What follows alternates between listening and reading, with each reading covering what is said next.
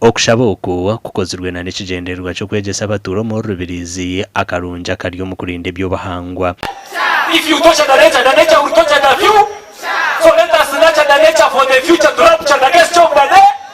Our nature manufactures the moisture and the temperature of our agriculture in our day.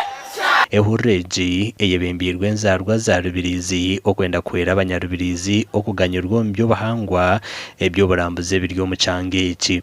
Twine ebinongo bikwika 10. Twine nyanza zikwika 32.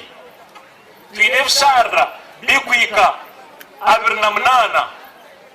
Twine ebinongo ebitari mu mezi bikwingana 6 n'okugarukayo.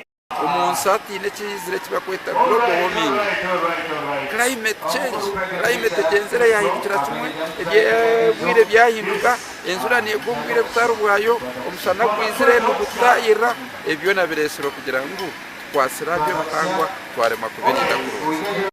Izuba ribiremo na n'ebindi biri kushemeza ngo kuvuga engago ahanyanja okusa okugoya okuhesha ebyoma hamwe na n'ebindi byona ebyina kakwate na n'ebyo burambuzo mu Rubirizi district.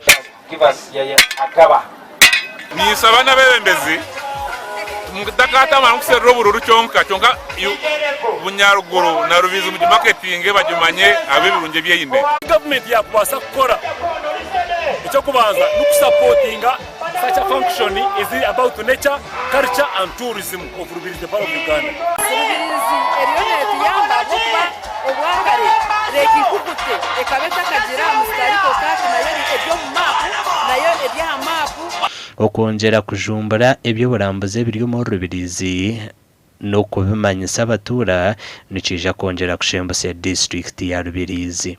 Amakuru akagasha kwa Onesimus Ndianabo omu Rubirizi.